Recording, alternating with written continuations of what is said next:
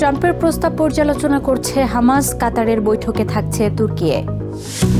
Trump প্রস্তাবিত গাজা শান্তি পরিকল্পনায় প্যালেস্টাইন ও ইসরায়েলিদের মিশ্র প্রতিক্রিয়া। ইসরায়েলকে আকাশসীমা ব্যবহারের সুযোগ দেবে না ইরাক। ইরানের 120 নাগরিককে ফেরত পাঠিয়েছে আমেরিকা। মধ্যপ্রাচ্যের রাজনৈতিক, অর্থনৈতিক সহ সবশেষ খবরাখবর আপনাদের সামনে এক নজরে তুলে ধরছি আমি নূর।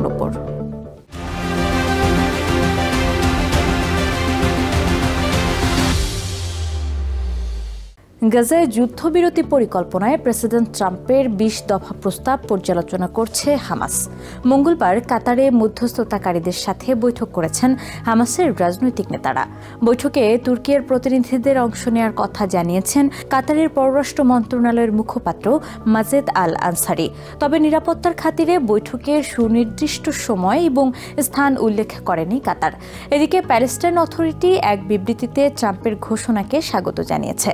এক বছরের মধ্যে সংসদ ও প্রেসিডেন্ট নির্বাচন এবং প্রয়োজনীয় সংস্কারের মাধ্যমে প্যালেস্টাইন রাষ্ট্র গঠনের প্রত্যয় ব্যক্ত করেছে পিএ। ট্রাম্পের পরিকল্পনায় যুক্ত আরব ও মুসলিম 8 দেশের পররাষ্ট্র মন্ত্রণালয় যৌথ বিবৃতিতে সতর্কতার সাথে গাজা পুনর্নির্মাণ, প্যালেস্টাইন জনগণের বাস্তুচ্যুতি রোধ ও শান্তিপূর্ণ 2 রাষ্ট্র সমাধানকে এগিয়ে নিতে কাজ করার অঙ্গীকার করেছে। গাজায় ইসরায়েলি যুদ্ধ বন্ধে প্রেসিডেন্ট ডোনাল্ড ট্রাম্পের পরিকল্পনায় মিশ্র প্রতিক্রিয়া জানিয়েছে গাজায় বাস্তুচ্যুত বাসিন্দা ও ইসরায়েলিরা।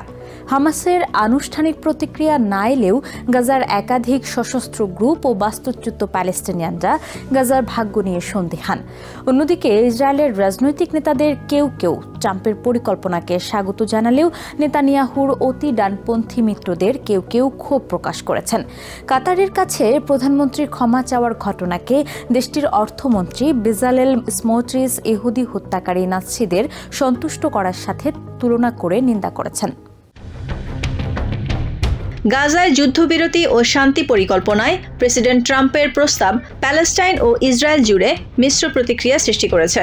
গাজার বাসিন্দারা ট্রাম্পের 20 দফাকে গাজা দখলের কৌশল বলে অভিহিত করেছে। তাদের অভিযোগ, পরিকল্পনায় গাজার বাসিন্দাদের শান্তি ও মুক্তির কথা স্পষ্টভাবে উল্লেখ করা হয়নি। এই পরিকল্পনা ট্রাম্প ও ইসরায়েলের পক্ষে গেছে। এখানে তাদের স্বার্থ রয়েছে। তারা গ্যাস সম্পদ দখল করতে চায়, এখানে রিসোর্ট বানাতে চায়। আমাদের পাশে কেউ নাই। পুরো বিশ্ব ইহুদিদের পক্ষে কাজ করছে।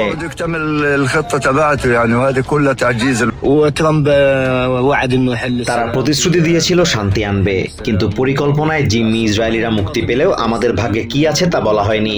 আমাদের কে রক্ষা করবে সে বিষয়ে কোনো সমাধান নেই। এদিকে গাজাগামী ওয়ার্ল্ড সামুড ফ্লোটিলার মানবাধিকার কর্মীরাও ট্রাম্পের পরিকল্পনার নিন্দা জানিয়েছেন। জাতিসংঘের বিশেষ দূত ফ্রান্সেসকো আলবানিজের উদ্ধৃতি দিয়ে আন্তর্জাতিক এই ত্রাণবাহী নৌবহরের সদস্য সোফিয়া বুচ্চো বলেন, কথিত শান্তি পরিকল্পনায় মানব মর্যাদার অপমান করা হয়েছে। Trump's so-called peace plan is an insult to human intelligence and dignity and a blatant mockery of international law, as the UN Special Rapporteur Francesca Albanese has clearly stated. ট্রাম্পের পরিকল্পনায় বেঞ্জামিন নেতানিয়াহু ব্যাপক উচ্ছ্বাসের সাথে সমর্থন দিলেও তার জোট সরকারের অতি ডানপন্থী মন্ত্রীরা তুমুল প্রতিবাদ জানিয়েছেন। অর্থমন্ত্রী বেজালেল স্মোট্রিচ বলেছেন, কাতারের কাছে নেতানিয়াহুর ক্ষমা চাওয়ার ঘটনা লজ্জাজনক। তিনি এটিকে ইহুদি গণহত্যাকারী নাৎসিদের সন্তুষ্ট করার সাথে তুলনা করেন। নেসেট সদস্য ইয়ার গোলানও এক্সপোস্টে নেতানিয়াহুর সমালোচনা করেন। তবে বিরোধী দলীয় নেতা ইয়ার ল্যাপিড, নাফতালি বেনেট ও ইয়াভ গ্যালান্টের মতো নেতারা ট্রাম্পের পরিকল্পনাকে স্বাগত জানিয়েছেন।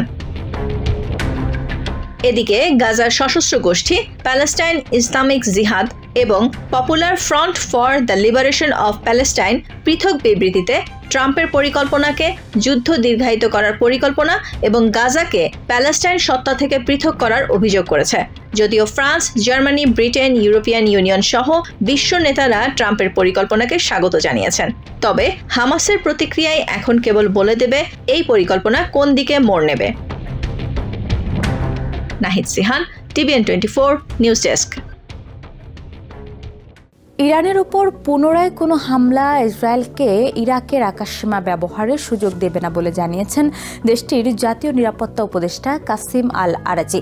মঙ্গলবার এক জরুরি বৈঠকের পর আরাজি জানান, ভবিষ্যতে যে কোনো হুমকি মোকাবিলায় প্রয়োজনীয় সব ব্যবস্থা গ্রহণ করা হবে। দেশটির গোয়েন্দা প্রধান মাজিদ মির আহমাদির সাথে আলোচনায় আল কাসিম আরও বলেন, গত জুনে ইরানের উপর হামলায় ইরাকের আকাশসীমা লঙ্ঘনে ইসরায়েলের বিরুদ্ধে জাতিসংঘের নিরাপত্তা পরিষদে একটি অভিযোগ দায়ের করা হয়েছে। ইরানে গত বছরের ইসরায়েলের হামলার সময় উভয় দেশের কিছু ক্ষেপণাস্ত্র ও ড্রোন আটকাতে সক্ষম হয়েছিল ইরাক। আলোচনায় আঞ্চলিক নিরাপত্তা হুমকি এবং ইরাক ইরান নিরাপত্তা চুক্তির স্থিতিশীলতা রক্ষার বিষয়টিও উঠে আসে। প্রেসিডেন্ট ট্রাম্পের অবৈধ অভিবাসী বিতরণের পরিকল্পনায় 120 ইরানিকে ফেরত পাঠিয়েছে ওয়াশিংটন। সোমবার লুইজিয়ানা থেকে একটি চার্টার্ড বিমান তেহরানের উদ্দেশ্যে যাত্রা করে। মঙ্গলবার উভয় দেশের সমন্বয়ে সম্মানজনক প্রত্যাবাসনের কথা জানিয়েছেন ইরানের পররাষ্ট্র মন্ত্রণালয়ের পার্লামেন্টারি ও কনসুলার অ্যাফেয়ার্সের মহাপরিচালক হোসেইন নৌশাবাদী। তিনি বলেন, 400 ইরানি নাগরিককে ফেরত পাঠানোর পরিকল্পনা করেছে ওয়াশিংটন, যাদের মধ্যে কেউ কেউ সেখানে বৈধভাবে বসবাস করছিলেন। ট্রাম্প প্রশাসনের মতে মেক্সিকো হয়ে আমেরিকায় অনুপ্রবেশকারী অনেক ইরানিকে মানবিক আশ্রয় দিয়েছিল ওয়াশিংটন। তবে ফিরে আসা নাগরিকদের প্রয়োজনীয় সেবা প্রদানে তার সরকার প্রতিশ্রুতিবদ্ধ বলে জোর দেননি ইরানি কর্মকর্তা। এক নজরে প্রতিদিন মধ্যপ্রাচ্যের খবর জানতে চোখ রাখুন টিভিএন 24 নিউজ নেটওয়ার্কের ইউটিউব ও ফেসবুক পেজে। নিউ ইয়র্ক থেকে সম্প্রচারিত টিভিএন 24 টেলিভিশন বিশ্বজুড়ে বাঙালির কণ্ঠস্বর।